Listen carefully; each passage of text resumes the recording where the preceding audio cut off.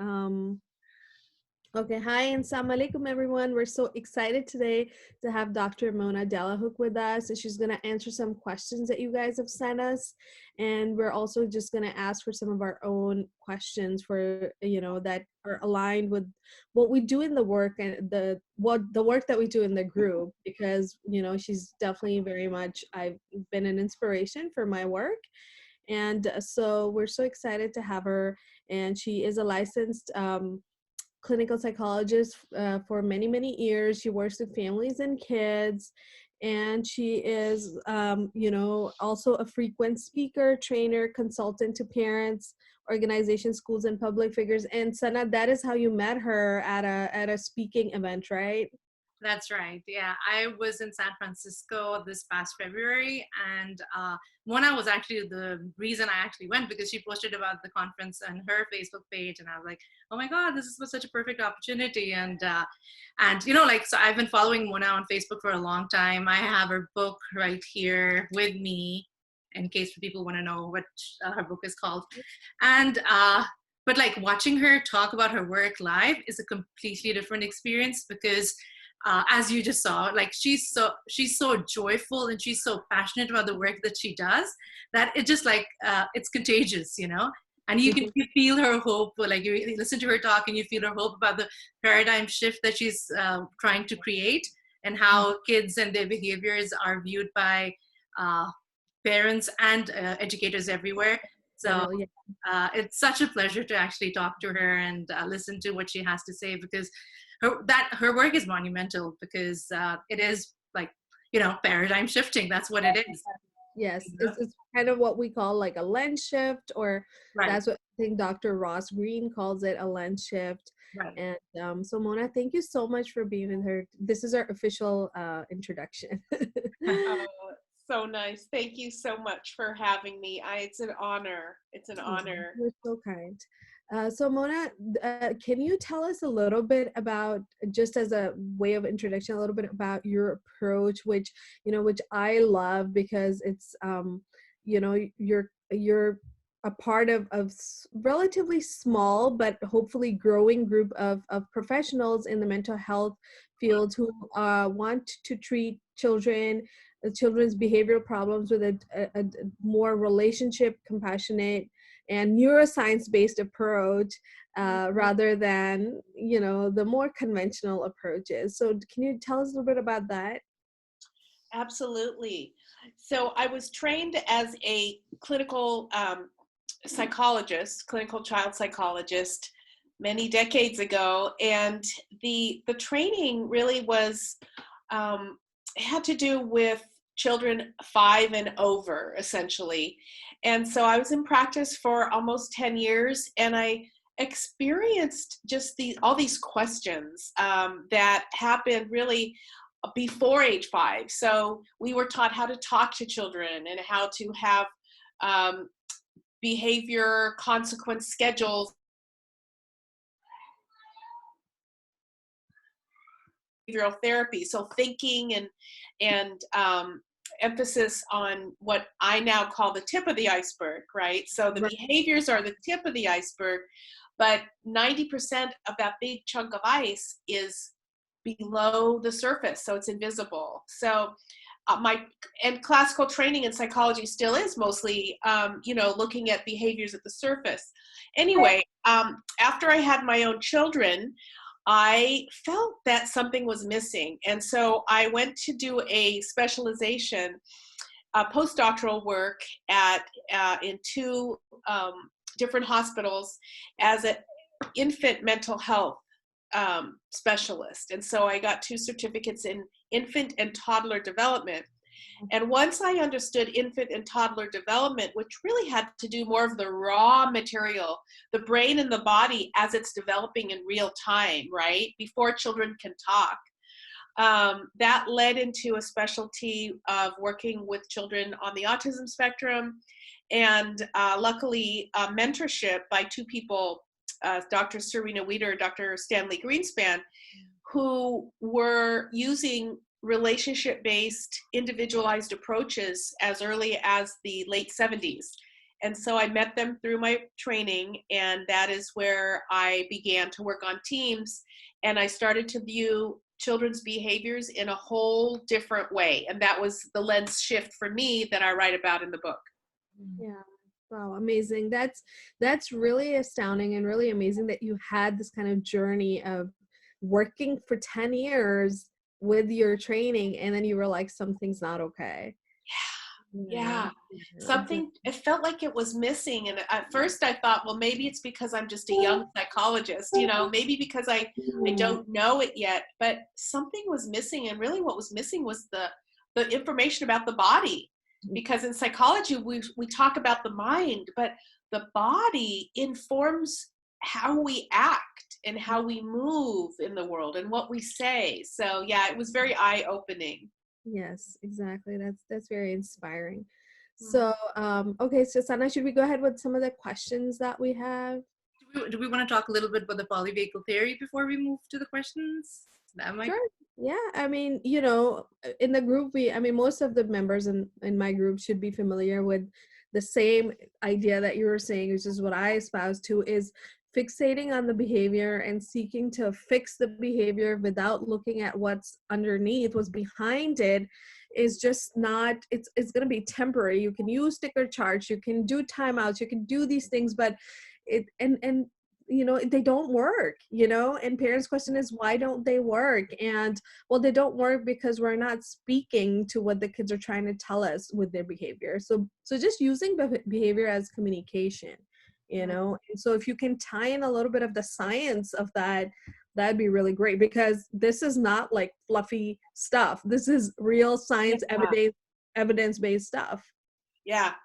It's not just a feel-good notion. No. It's not being soft. Some parents wonder, is this just new Yeah. age, or is this being soft or overly permissive? And those are good questions. I mean, all of us have to find our way as parents, and go with what we hold in our belief systems, in our spiritual systems, in our family values. But this is basically lodged in the polyvagal theory, which is what I was introduced to about 20 years ago in infant mental health, because Dr. Porges, the developer of it, started his work in the neonatal hospital of little babies who were premature and who were having difficulties. And he discovered this huge idea that the autonomic nervous system, which is basically one of the nervous systems that connects the brain and the body together through the vagal nerve, was something that was creating these shifts in infant states. They're in what was known as their autonomic states, and some of them were having a lot of difficulty surviving, and it evolved into what we know now as the neuroscience of safety. And the idea that human beings, our nervous systems, subconsciously, so we don't ever think about it, but subconsciously, the first thing our nervous system does throughout the day and even at night is make sure we're safe. And so there's this kind of complicated process called neuroception, but he named neuroception as the modality that children and adults, all humans, we go through this microsecond determination if something is safe or not. And so the reason the polyvagal theory is so important to me is that the way I was trained was that we had to consequence or reinforce behaviors in children that we deemed as non-compliant or maybe misbehavior, or non-preferred. So when it came to treating children with autism, the behavioral technologies included having consequences for behaviors that were deemed as non-preferred. But what I learned in the polyvagal theory is that virtually all behaviors that children have are adaptive in some way to their own unique nervous system. And that's one of the reasons, if you have a child and you're using sticker charts or consequences, punishment or reinforcement, and that doesn't work, there's a reason. And this theory elegantly gives us the scientific proof of why or why not. Exactly. It's kind of active, like a lot of parents will say to me, why don't they listen? Why don't our kids listen? And I say my simple answer is, how are you asking them to do what you're asking them to do? Because that can often trigger the brain's fight or flight, like the way we command kids out of context, without taking into consideration what they're doing, what they're involved in, and what their mental state is. We're like, get them and do this, and immediately their brain goes no. Yes. Like you said, safety is the first important thing, and that kind of language kicks their fight and flight into motion. So Into motion. Exactly, Miriam. And it's automatic. So when their child says no, or pushes or hits or screams, it's not a choice. It's an automatic response. And I'm so happy that you're sharing that with parents. Your advice to them is so valuable.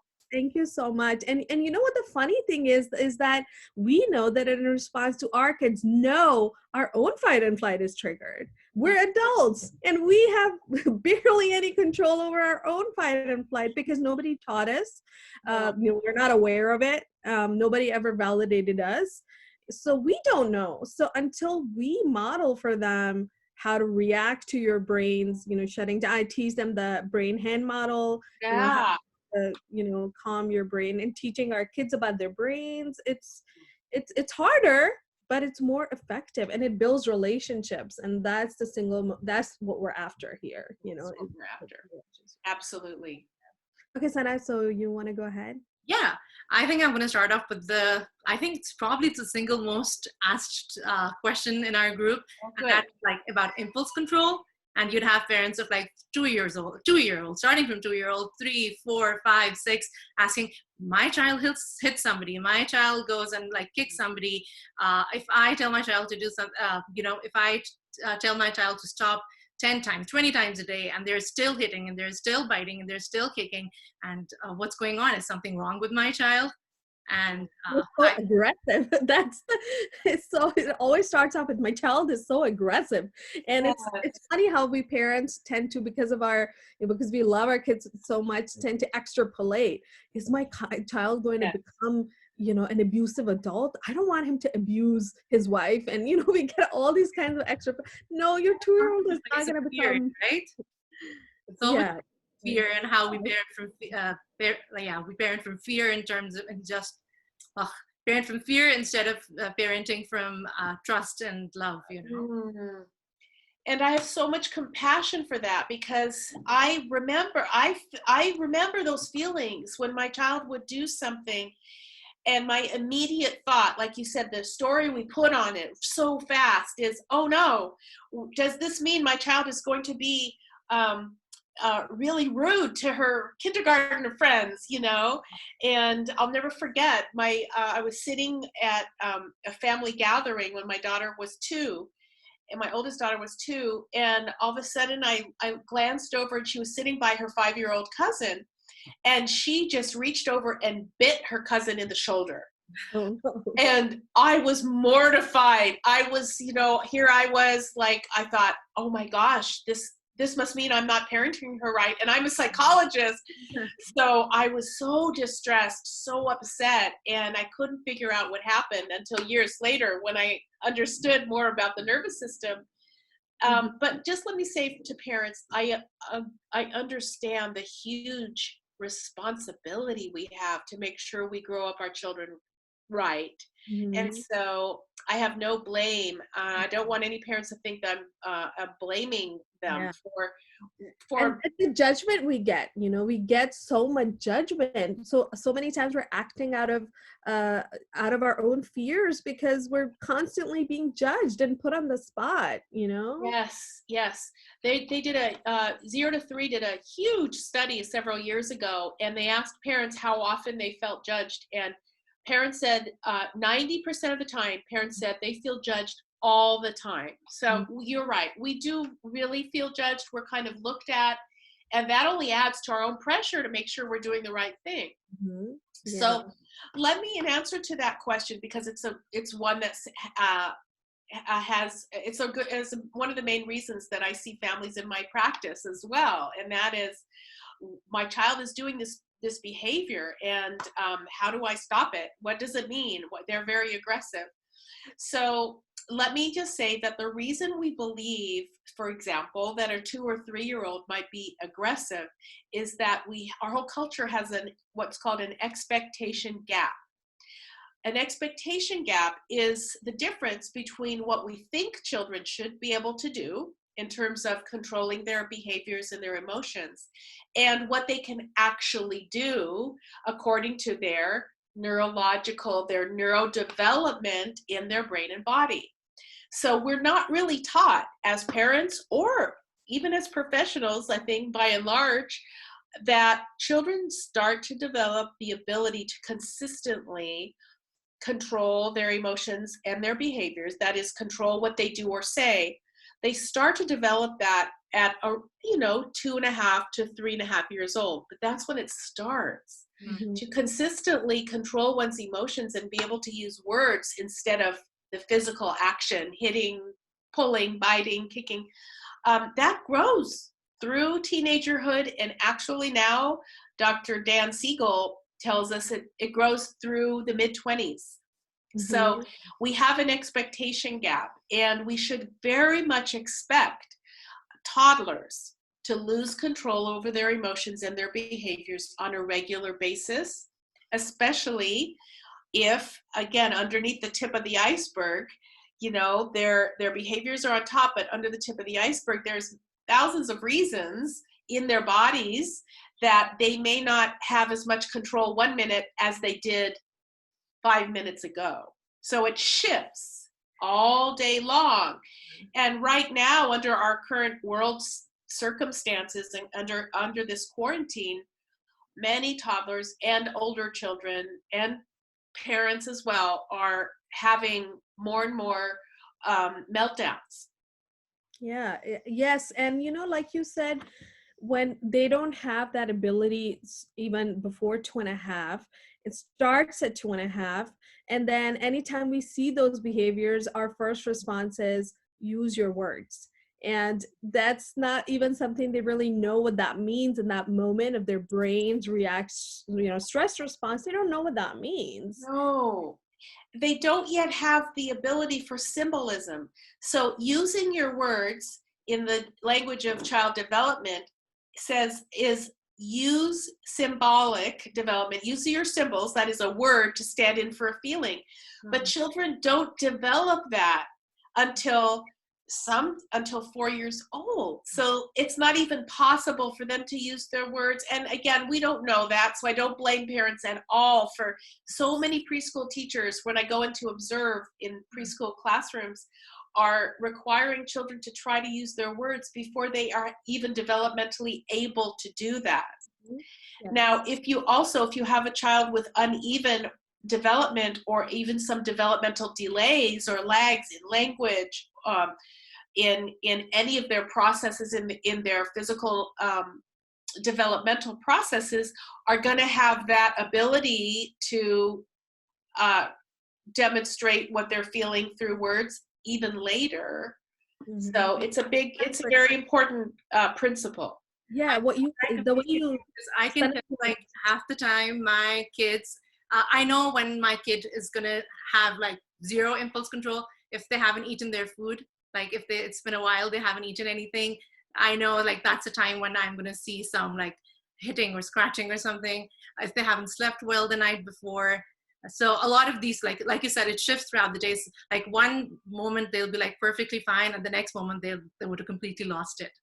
Or when the connection is missing, like if like this morning, I know all day I had calls, I had clients, I wasn't able to spend any time with my kids. So I know that as soon as I have some time with them, there's gonna be a bit of, that's connection seeking, that connection seeking use of hands and words and fighting with each other, because now we're all vying for mom's attention, which none of us got all day, But like you said, it's really just a matter of, I love how you described the symbols and feelings. So it's like we want them to make a connection. This feeling means this word.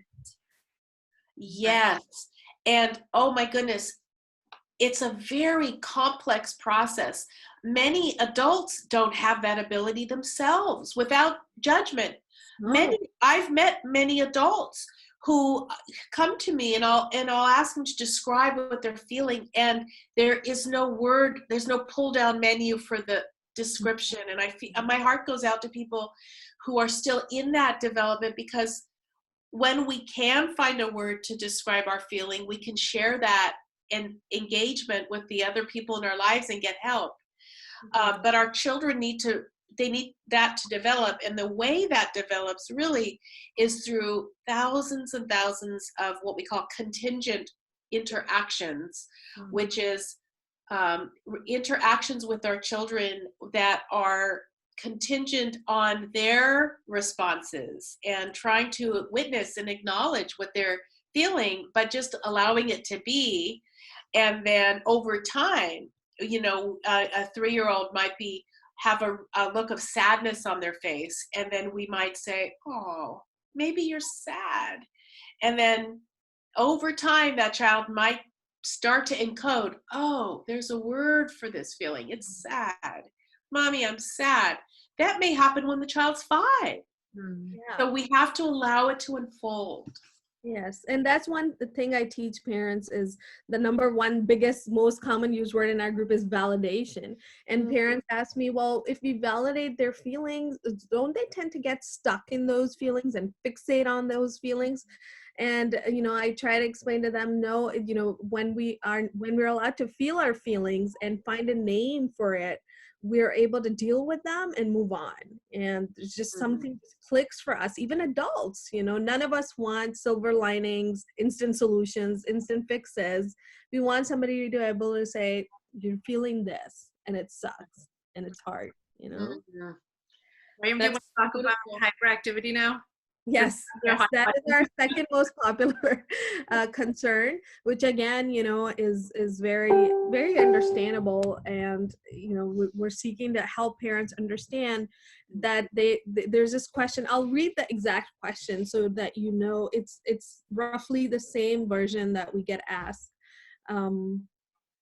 This is, my 3.5-year-old boy is extremely hyperactive and doesn't get that he actually hurts his sister when he pushes her. Almost 20 times a day, I tell him she gets hurt when I push her, but he just doesn't get it. What should I do to change his behavior? He does the same with elders too, never sits still for a second. So this idea of being like the hyperactive toddler or hyper, just in our part of the world, in Pakistan, that is a word that almost everybody just uses for toddlers, is they're so hyper, which I think over here, maybe, Sana, what do you think people say here? Like maybe they'll say active, they'll say have a very active, or very, bouncing off the walls. yeah, they'll use terms, but in Pakistan, people just say hyper. I have a very hyper kid. My kid is very hyperactive. I see. And is hyper, when it's used in that way, is it kind of more negative than positive? Negative. Negative, yeah. Okay, so let's talk about that. Such a great question. And so, okay, in a neurodevelopment 101, so very simple terms of how to understand this. When human beings, including especially little humans, toddlers, for example, 2 to 5 years old, let's just say 2 to 6. I mean, this is still, these little ones are so little. When we feel stress in our body subconsciously through neuroception, meaning the child is picking up something, and that could be anything from stuff inside our body, as Sana said, like hunger, that most children don't even really feel as hunger, but it just does something to their ability to calm their bodies. So there's thousands of reasons, but in any case, when a child has something going on inside of their body that makes them feel a little bit not calm, the first thing they do organically or naturally is to want to move. And children who need more amounts of movements, really one way we can look at that is that their nervous system is asking them for movement. Their body is requiring movement. So in that way, when we say this is an active toddler, I think it would be useful to see hyper as adaptive, necessary, and serving a very big purpose in that toddler's body. So that toddler is telling us through movement, I need to move, because kids do stuff that they need on their own. Their brain isn't saying you need to move right now, but their autonomic nervous system is creating that movement need. And now we can talk about the ability to control one's movements. So, for example, some 4-year-olds will be able to sit in circle time and listen to a story. But some other 4-year-olds absolutely will need to move if it's longer than 10 minutes, 5 minutes, maybe to sit. So we have this huge area of individual differences. Every single child is different in their maturation of their need for movement. But I would be very careful to not tag it as hyperactivity or ADHD or any sort of disorder, because we should expect that toddlers, and especially now, I should say, under times of stress where children are picking up on our stress as parents, the more the movement gets extreme, the more vulnerable the child's nervous system is. So movement, like running around the living room or playing tag or running from the kitchen to the backyard, that's one form of movement. Then we might go up to climb.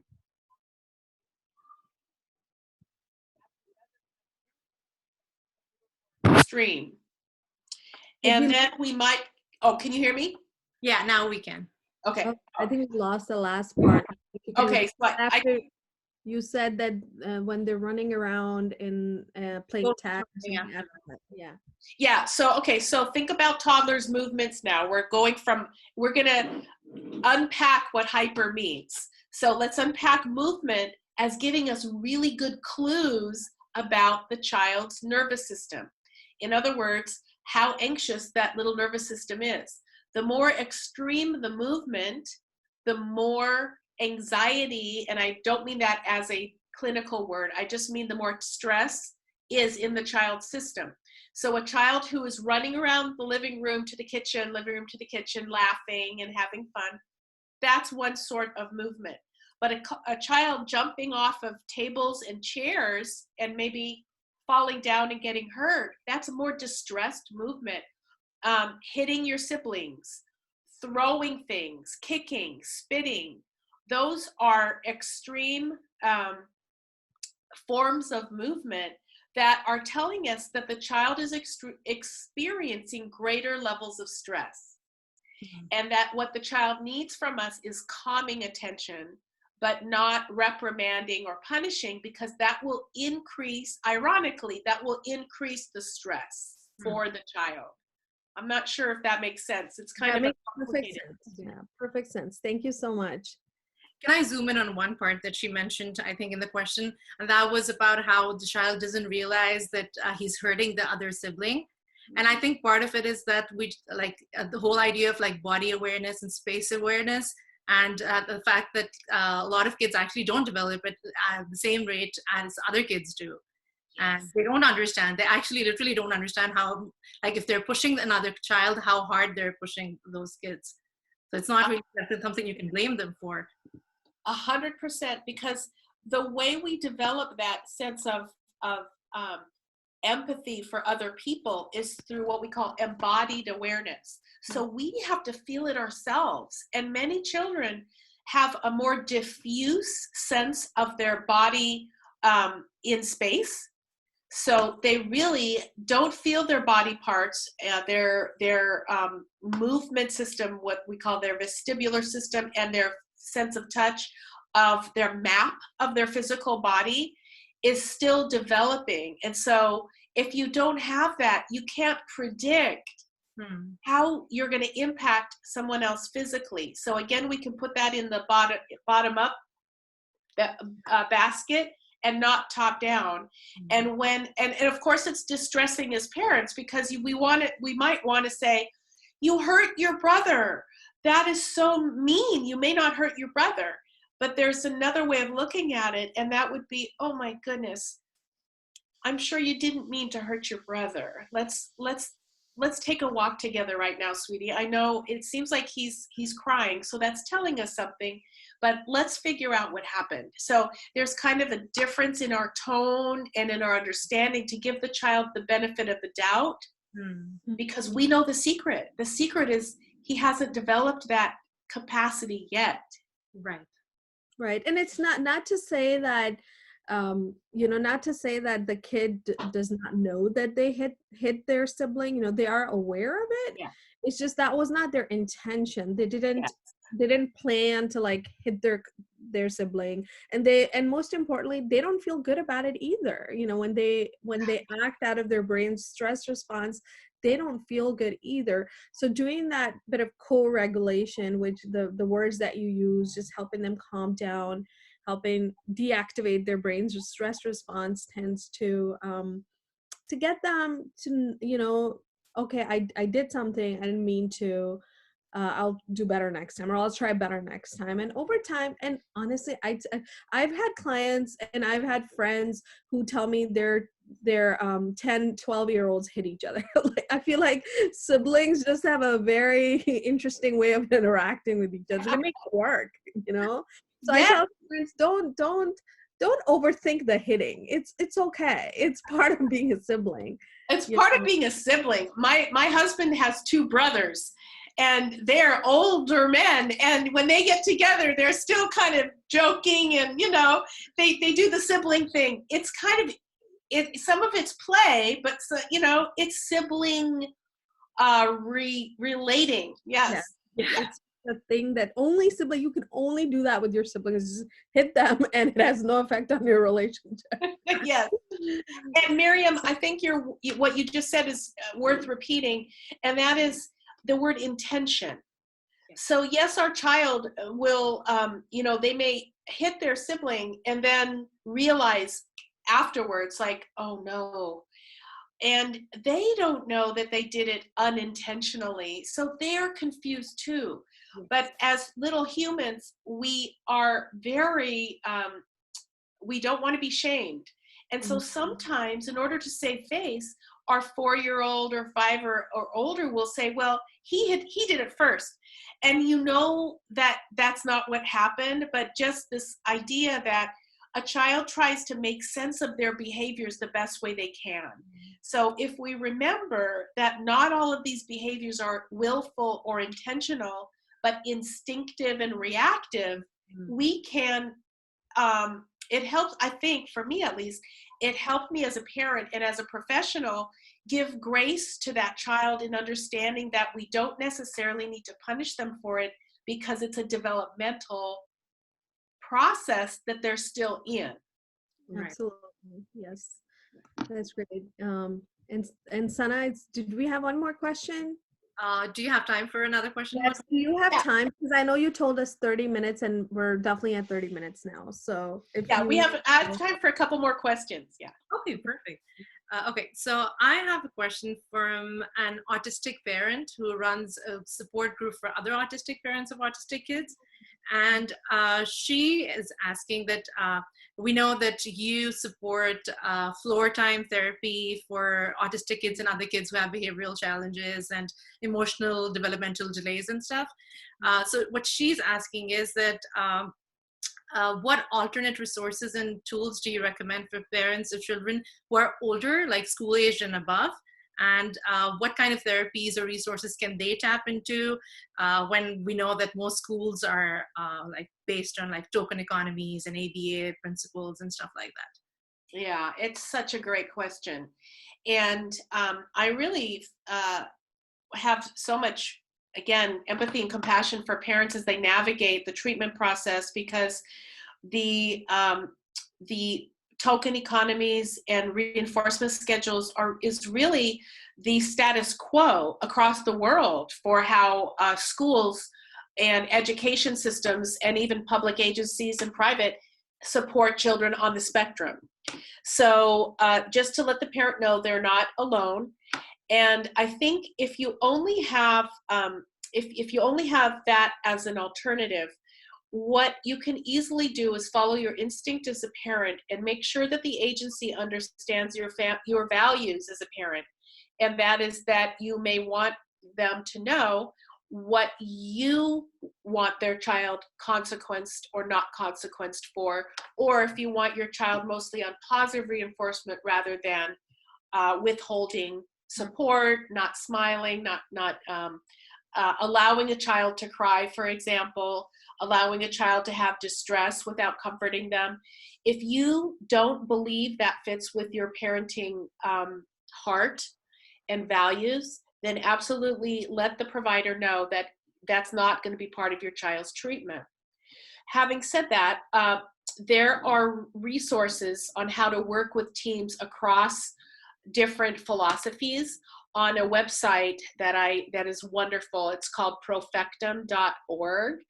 And maybe you can write it in the notes, but I'll spell it. It's PROFECTUM, Profectum. That means going forward in Latin, .org. And they have a parent toolkit, a free 30 videos that are almost an hour long each for parents on how to shift the lens for your treatment team and how to work with colleagues in ABA and in full time and in the other different types of models, like Early Start Denver model is a popular one here in the States, and really drawing together for the benefit of the child. So Profectum is a great resource, and most of the stuff on the site is free. So I recommend that. And then follow your heart. Follow your heart, because joy in relationships is the solid fuel for development across your child's lifetime. So I give parents permission, as a professional who's studying this stuff, I give parents permission to prioritize joy in relationships, because we know that builds brain strength more than any other thing in the whole world. That's wonderful. That's so beautiful. And that is really, I feel like that is where us parents, we suffer so much, because we worry so much about our kids, because we love them. We want to do well by them. And it's a kind of irony that in that worry, we lose out on the joy. And that is really what they need from us. And so I was talking to a wonderful client yesterday, and she said to me, but if you don't worry, then how are we going to make things better? And I said, that's legitimate. Yeah. I hear you. And there's a difference between worry and concern. Now, always do, look into your concerns. But many times when you do more, ask me, ask other professionals, do your own research, you'll find that your concerns are going to be alleviated just by learning a little bit about child development, age appropriate expectations, those kind of things. And so it allows you to just enjoy your children. Like, that is my biggest takeaway from this kind of parenting, is that I actually enjoy my children, rather than and worry and stress and extrapolating, and especially in these times, especially in these times when things are hard, things are hard for all of us, and our kids sense that. And so from that, I wanted to ask you two questions, which are kind of representative, again, of the things that we're addressing in the group a lot these days. Is number one, what about academics these days? Parents kind of have, understandably, the similar kind of expectations from children. They should be studying a couple hours a day at least, like even young kids, 5 to 6 to 7. And academics is really, especially again in our part of the world, academics is big. It's how you show your children that you love them, is by pushing them on the academics. So to let go of that, too. You know, a child is worthy if the child is like good student, if the child is obedient, if the child is doing what the teacher and the parent says. So yeah, that determines That's a child's. a hard one. That's a really hard one. Even for me to trust, I try my best to trust my kids, but I'm not gonna lie and say it's easy. It's not to follow their lead on learning. It's hard stuff. So what is your advice for parents these days in how important is academic versus letting go or relaxing a little bit? Yeah, yeah. And I'm along with both of you. My children are older now. They've graduated from college, but And I they're remember. not and they're not homeless, right? Like they're okay. No, see, that's the good part. Yeah. And here's the funny thing. I mean, I have so many things to say about that, but first of all, I can so relate because I got so much anxiety thinking my kids were falling behind the other kids because they weren't getting extra tutoring and on Saturdays and Sundays for 12 hours. I mean, I would get so anxious because my own upbringing was that my mom would tell me that you have to be really good in school because otherwise, I don't know, you're worthless. Who are you? Who are you if you're not Who good? are you? So I'm laughing, but as a parent, we take this seriously, and then the fear is, what if we blow it? What if the other parents are right? And that's what I thought. It's like, if my children aren't getting straight A's or even A minuses or B pluses, maybe they will fall behind. And that's a very, that's a stress on us because of course we want our children to be independent adults and making good contributions to the world. So I validate that 100%. But let me tell you what the research says, and I think this might help alleviate some of the stress for parents now. The research shows that the main driver behind individuals' motivation to do well, like to exceed in their fields in college and to go when they're on their own, when the parents are not there, is an inherent sense of ownership and passion about subjects and topics.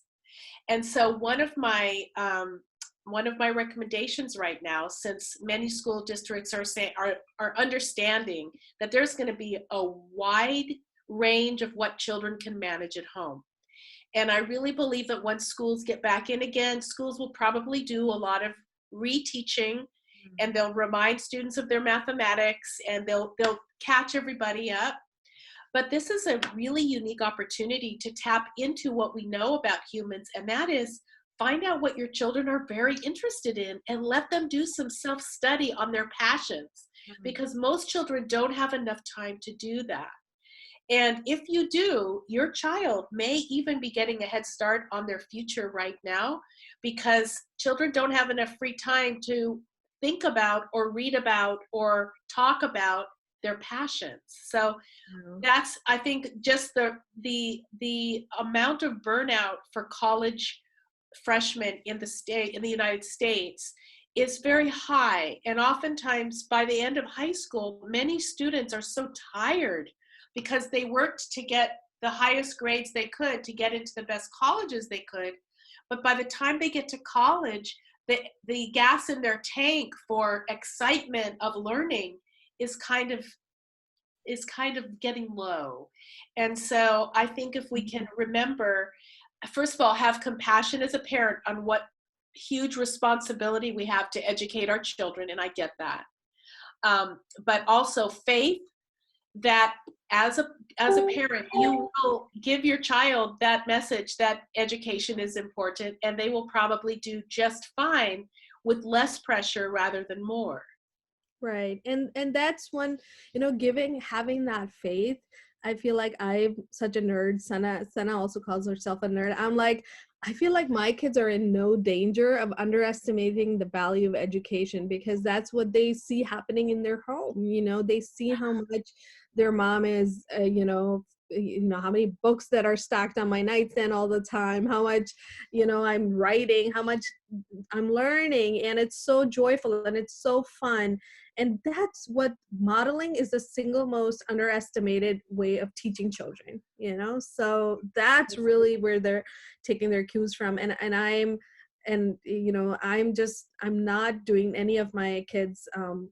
I tried to follow their teachers' instructions, and they were not having it.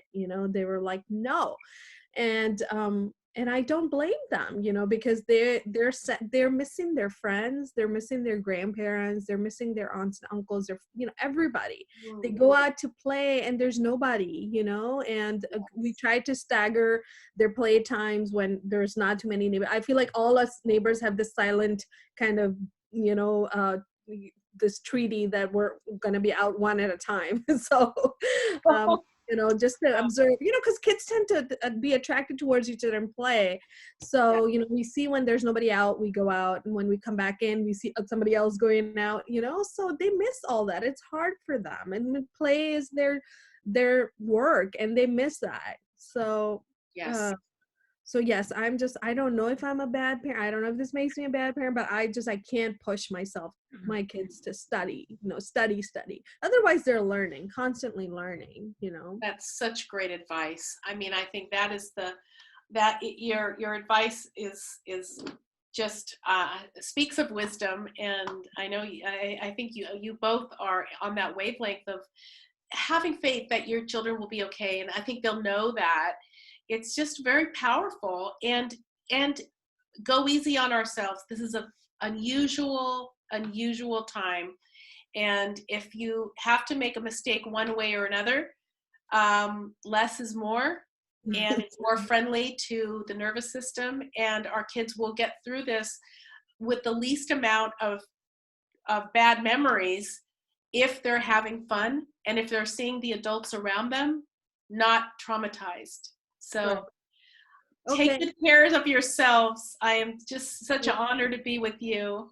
Thank you so much. And that was just going to be my last kind of question of, sharing with us a little bit about your own kids and about your own motherhood, how your work has influenced your because my eldest is still only 7.5. So I'm not perhaps in the best place to say this stuff works. I think it works. I totally believe it. But I feel like somebody like you who's been, whose kids are older and you have studied this, you have lived it, what's your advice for us as, when our kids are older? They're going to be okay. They're not going to be homeless. They're not going to be abusive, all those extrapolations, how's that worked out? Yes. I wish someone could have told me this: worry less, trust your instincts as a parent, love them and have joyful experiences, and believe that they won't be homeless or without a job or without a profession. All these things that we think might happen. If you're like me, you have a very active brain that can easily go to the worst case scenario. It won't, because you love them. And that's indeed what happened in my case. In fact, my children and I joke about things now. For example, one of my children didn't like to read at all, and they're my book. I've got so many books everywhere, and so when she was in high school, I even tried to bribe her. I'll pay you so much money if you eat for every book you read, and that didn't work. So she didn't read any more books. Well, long story short, I let go of that once I realized if I can't incentivize her with that, I think I need to pull back. So I pulled back and just started to enjoy her. And I even thought maybe she won't go to college. Well, that's the child of mine who ended up getting a master's degree and in psychology. And you have to read a lot. She's just doing fine. So I think the message I have to say is also, if we can try to separate our own needs from those of our children and not project it too much onto them, that every one of our children has their own place in the universe. And it might not be that they you know, it might not be that they even go to college, and that would not be the end of the world, because every human has so much value in and of themselves. And so I think the final piece of what I've learned would be to let our children know every day that we love them for who they are and not for what they do or how much they have to earn our love. Absolutely. That's wonderful. Thank you so much, Mona. Sana, do you have anything to add? And if I ask one last question, it's from a friend of mine. She's going to kill me if she realizes Okay. I left hers for the end. So her question is that, as she calls it, she and both her son have been diagnosed with the gift of ADD. And so the son is 80 years old, and he sometimes incorporates violence into his stories and in his games. And he's gotten in trouble at school for that, because he's told them that he's going to put girls in girl cages and whatnot. So yeah, so he's gotten in trouble for that. Yes. And she's like says that sometimes he will say stuff that would make her uncomfortable too. Like, for example, like his head fell off, or it got sliced into 2 pieces and fell off, or something like that. Yeah. And so she's wondering how to best approach the topic of violence with her kids without like shaming or blaming, but also like looking at it in a developmentally appropriate way. So. Oh, you know, that's a really great question. And what I can say about that is that children's play themes and what they fantasize about and what they play, what they want to talk about and play about, is a kind of all-inclusive in terms of the content. So children naturally will want to master anger and aggressiveness and love and nurturance. But I'd like to say that emotions are equal opportunity. So play is the perfect place for children to flex the muscle of trying to put yourself in someone's shoes. Like, I'm going to hurt you, or I'm going to throw you in jail and lock the key away, you know. Oftentimes, those more aggressive themes are ways that children manage their own anxiety. So it's actually kind of complicated. And in my book, Beyond Behaviors, I have a whole chapter on play, but I also talk a lot about, I understand, because when I'm with parents and the children get into the more aggressive themes, oftentimes, especially for mommies, we get like, oh no, don't play that, because that means, we think in our head, that means that the child might do that in real life. Well, research shows us that play actually flexes the muscles of big emotions so that it's less likely to happen in real life. But I explain that kind of in greater detail in the book, so, and in some of my blog posts, so I encourage her to take a look. But don't worry, that we expect children to have aggressive themes, and it's actually a tribute to how creative that child's mind is trying to work on the things they are concerned about. Thank you. That's what I thought when I heard girl in girl cages. I was like, of course, like not in regular cages, in girl cages. So it's pretty creative. Sorry about that, Sana. I forgot that we had that question. I'm so sorry. No, it's totally fine. I don't want to hold Mona up. Like, she's been so kind and generous with her time with us, and I didn't want to, like, you know. And you know, Mona, you were pretty much validating everything that I have written and I teach. So I just want to put that out there. We did not pay you for this. You've been so kind. And this is not a sponsored event. And you know, you've just you know, been here for us. Thank you so much, out of the kindness of your heart. We really appreciate it. It's been such an honor. And what that tells me is that you guys have the lens shift, the paradigm shift. Your generation of parents is understanding this. So good for you. Keep on going. And it's just such a pleasure. Let's try to maybe do this again sometime. Yes, maybe we can even work out the whole live drama, you know, the Facebook. Oh, we have to work that out. I will figure that out.